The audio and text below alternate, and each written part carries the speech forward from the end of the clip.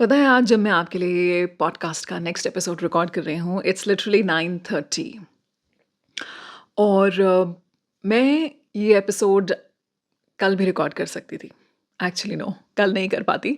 अगर आज मैं इसे मिस कर दूँगी तो मैं फिर इसको सीधे नेक्स्ट वीक ही कर सकती हूँ because if you do not know, I am a full time single working mother and the content creation in my podcast I do this on the side.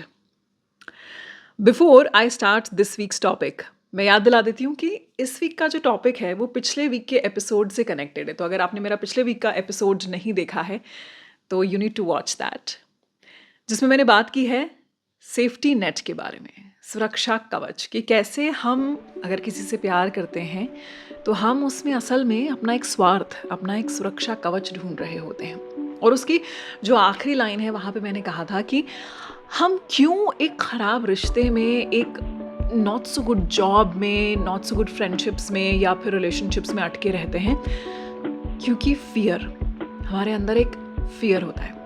और फियर की खासियत ये होती है कि हमें हमेशा अननोन चीज़ों से होता है, मतलब फ्यूचर में होगा नहीं होगा, वो जो अनसर्टेनिटी है ना, उससे होता है। और मैंने आखिरी सवाल आपसे ये कहा था कि नेक्स्ट एपिसोड में बताऊंगी कि फियर का ऑपोजिट क्या होता है।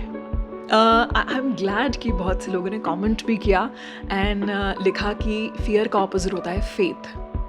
बिल्कुल सही बात है, लेकिन मेरा ये जवाब नहीं है, क्योंकि क्या है ना, जिंदगी मैथ्स की प्रॉब्लम तो है नहीं कि इसका जो सोल्यूशन होगा वो सही या गलत ही होगा। आपके नज़रिए में फेथ हो सकता है, लेकिन पता है मेरे नज़रिए में क्या है? उससे पहले आपको बता दूं,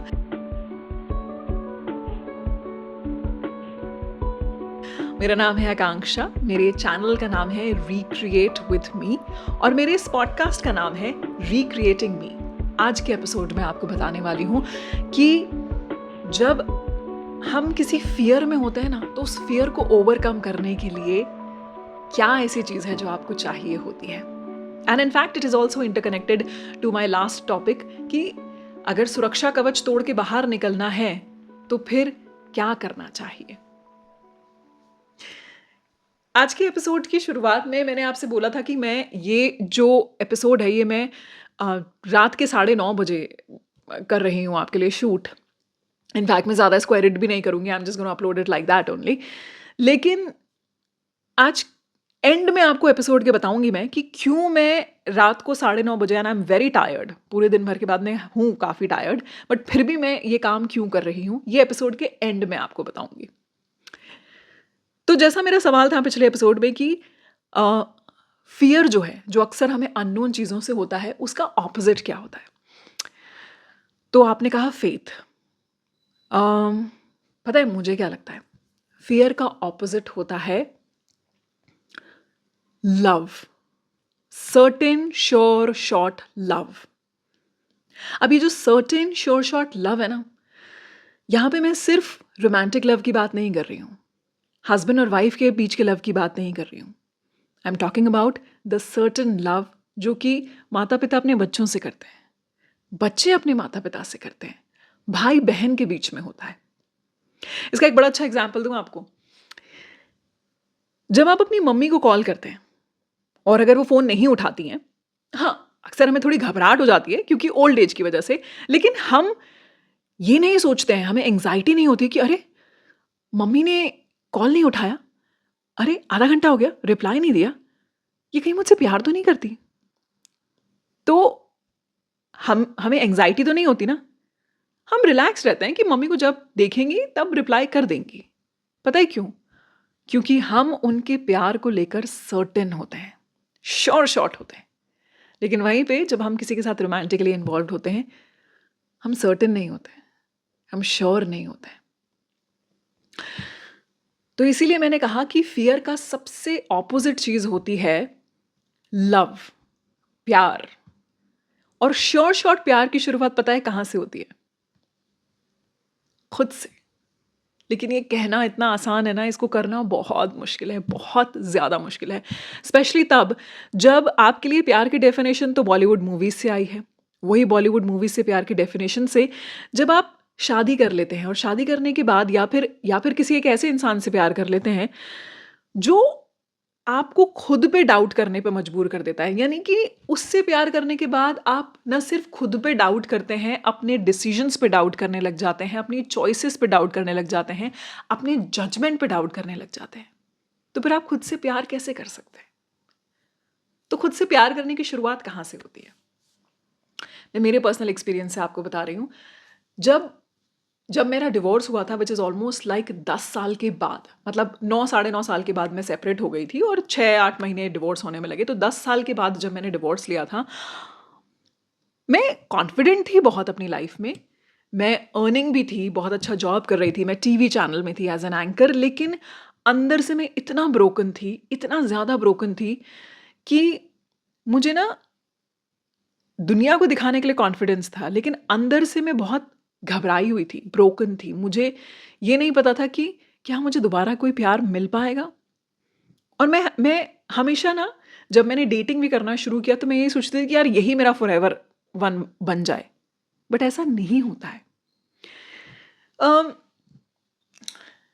पता है इस ग्लास की खूबसूरती क्या है? इसकी एम्प्टीनेस। अगर ये खाली नहीं होता तो इसमें पानी कैसे भरता?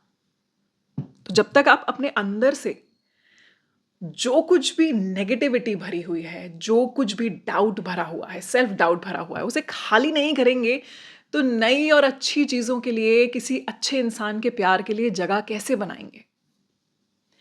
अब मैं मेरे पर्सनल एक्सपीरियंस से बता रही हूँ कि मैं ये नहीं कह रही हूँ कि आई एम परफेक्ट, मुझे एंग्जाइटी नहीं होती। नहीं, ऐसा बिल्कुल भी नहीं है। मुझे बहुत एंग्जाइटी होती है, लेकिन मैं उसको ओवरकम कैसे करती हूँ? मुझे अभी भी सेल्फ डाउट होता है, लेकिन मैं उसको ओवरकम कैसे करती हूँ? देखिए, अक्सर सेल्फ लव की डेफिनेशन यही दी जाती है कि एक्सरसाइज करिए, जिम जाइए, वॉक पर जाइए, खुद पर ध्यान दीजिए। और क्या यही सेल्फ लव की डेफिनेशन है? नहीं, सेल्फ लव की ये डेफिनेशन तो नहीं है, लेकिन शुरुआत ज़रूर है।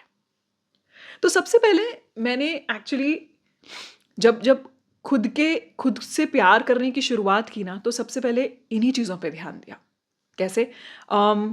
एक्सरसाइज करना शुरू किया, एक फिटनेस रिजीम बनाया अपना। हालांकि जिम में पिछले 4 साल से कर रही हूँ, लेकिन उससे पहले मैं जुम्बा ज्वाइन कर लिया मैंने। कुछ ना कुछ मैं करती रहती थी, ठीक है। थोड़ा बहुत अपने लुक्स पर ध्यान देना शुरू किया, अपने ड्रेसिंग स्टाइल पर ध्यान देना शुरू किया, क्योंकि हम ये जो 10-15 मिनट एक्स्ट्रा अपने लिए निकालते हैं ना, जो ऑनेस्टली स्पीकिंग मेरी बेटी जब हुई थी तब मैंने बिल्कुल बंद कर दिया था करना। ओके, तो एक मिनट, आई थिंक मैंने रिकॉर्डिंग ऑन की है कि नहीं? या या इट्स रिकॉर्डिंग। ओके, तो जब मेरी बेटी हुई थी तो उसके 3-4 साल तक जेन्युइनली मेरा अपने पे इतना ध्यान नहीं रहता था। मैं ओकेजनली ही ड्रेसअप होती थी। तो ड्रेसअप होने के लिए जब आप अपने लिए खुद के लिए 10 मिनट एक्स्ट्रा निकालती हैं ना, या निकालते हैं, ठीक है, तो आप खुद से बात करते हैं, आईने से बात करते हैं, खुद को देखते हैं, अपने को खुद को और समझते हैं। तीसरी और बहुत इंपॉर्टेंट चीज़, कथक। हालांकि कथक, ये मान लीजिए कि मैंने पिछले 3 साल पहले से ही शुरू किया है प्रॉपरली, लेकिन मैं क्योंकि बचपन से भी कथक सीखती थी, तो कोई एक ऐसी चीज़ जो आपको आपका जितना कोर है ना उसको सेंटर में लेके आती है। चाहे सेंटर दिल पे हो या सेंटर दिमाग पे हो, आप जिस भी चीज़ का ज़्यादा इस्तेमाल करते हैं, आपका कोर को कलेक्ट करती है। एक वो चीज़ हमें प्रैक्टिस करनी चाहिए। और ऐसा नहीं है, हर इंसान को कोई ना कोई एक काम ज़रूर पसंद होता है। ये सारी चीज़ें जब आप करने लगते हैं ना, तो शुरुआत में आपको बड़ी दिक्कत होगी। ट्रस्ट मी, एक टाइम था जब मुझे सुबह उठने में भी बड़ी प्रॉब्लम होती थी, मैं इतना डिमोटिवेटेड फील करती थी। लेकिन धीरे धीरे करके मोटिवेशन जब काम नहीं आता है ना, तब डिसिप्लिन काम आता है, और धीरे धीरे ही इन सब चीज़ों से आप डिसिप्लिन्ड होते हैं। एक बड़ी अच्छी बात मैंने पढ़ी थी, पता है, कि सेल्फ लव का सबसे अच्छा एग्जाम्पल है डिसिप्लिन। अगर आप खुद के बनाए हुए रूल्स खुद फॉलो नहीं कर रहे हैं, तो आप खुद से बिल्कुल प्यार नहीं करते। अगर आप खुद डिसिप्लिन नहीं फॉलो कर रहे हैं ना, तो आप खुद की ही रेस्पेक्ट नहीं करते हैं। और वो कहते हैं ना कि प्यार थोड़ा कम भी हो तो चल जाएगा, रेस्पेक्ट तो होनी चाहिए। यानी कि अगर सेल्फ लव कम भी हो तो चल जाएगा, लेकिन सेल्फ रेस्पेक्ट होना बहुत ज़रूरी है। वंस अगेन, खुद से प्यार करने की जो शुरुआत है ना, श्योर शॉर्ट सर्टेन प्यार, वो इन्हीं चीज़ों से होती है। एक बहुत बड़ा चेंज मैंने मेरे रूटीन में किया, वो ये था कि सबसे पहले सुबह सवेरे उठते ही आई बेद और उसके बाद मैं थोड़ी देर पूजा करती हूँ। ये और बात है कि आज भी मेरे मंदिर में कोई भगवान नहीं है, कुछ मंत्र हैं। 1-2 भगवान की फ़ोटो हैं, वो जो मेरी मम्मी ने दी हैं वो। ऑफ लेट हाँ, मैं दुर्गा चालीसा भी पढ़ती हूँ, हनुमान चालीसा भी पढ़ती हूँ and this is a religious thing, तो ये ऑप्शनल है आपके लिए। लेकिन लव और फेथ जो है ना, वो तभी आना शुरू होते हैं जब आप खुद से बात करना शुरू करते हैं, यहाँ खुद को सेंटर करते हैं। ये जो मैंने सबसे बड़ा चेंज अपनी लाइफ में किया, इससे मुझे काफ़ी चेंजेस हुए कि एक तो सुबह सवेरे जब आप नहा लेते हैं, तो आप खुद के लिए एक टाइम निकालते हैं, आपका एक रूटीन बन जाता है, आप अपना प्रॉपर नाश्ता करते हैं, प्रॉपर टाइम पे लंच करते हैं, प्रॉपर टाइम पे डिनर करते हैं एंड यही सब चीज़ें आपके बच्चे भी देखते हैं।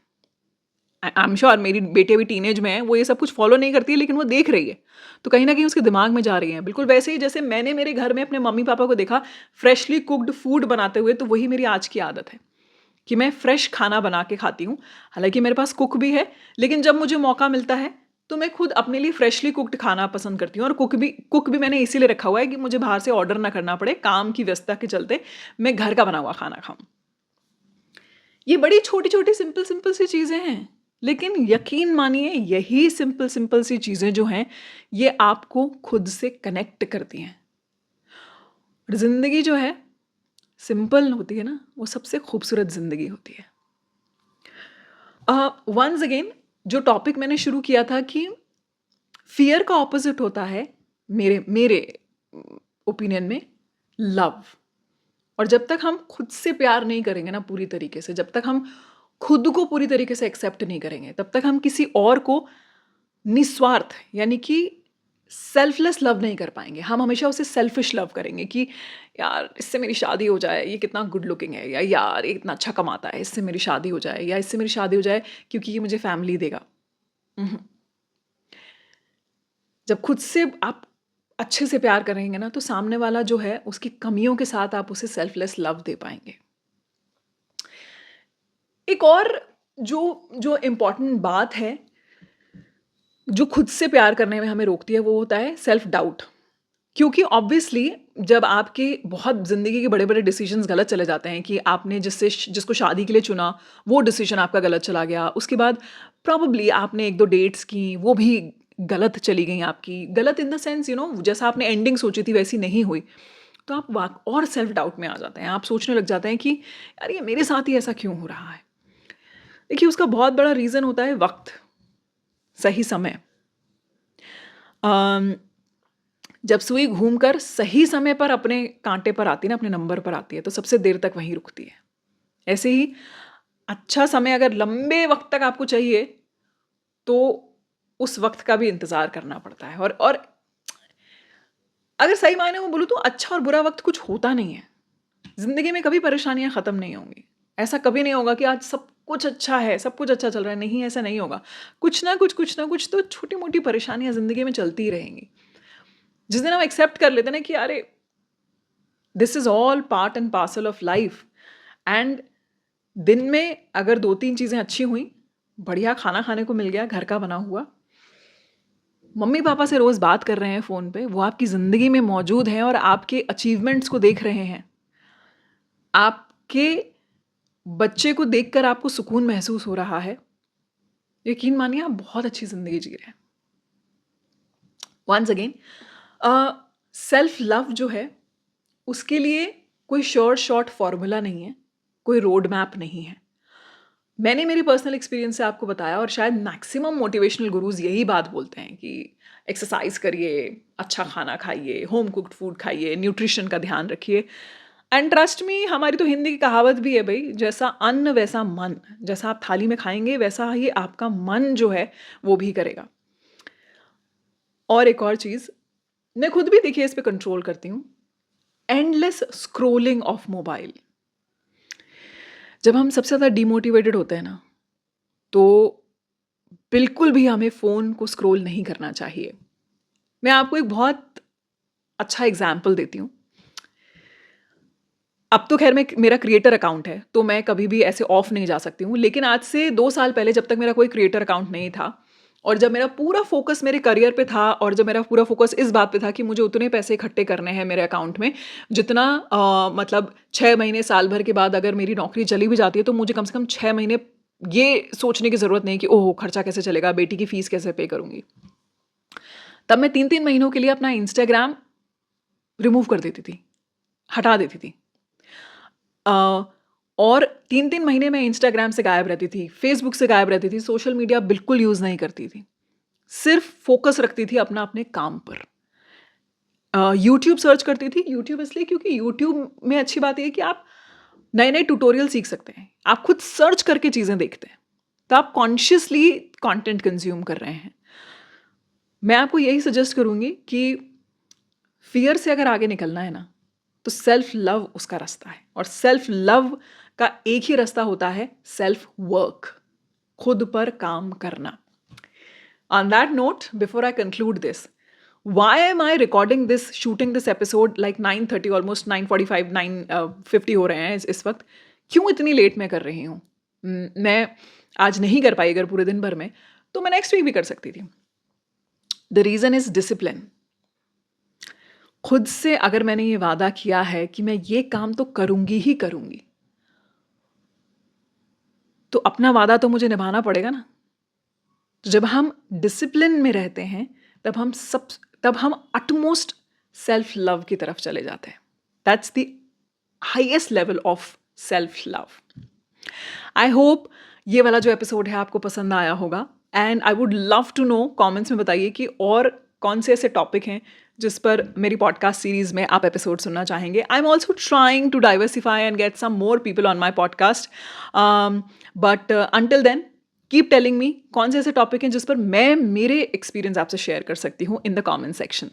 Thank you so much for watching and listening.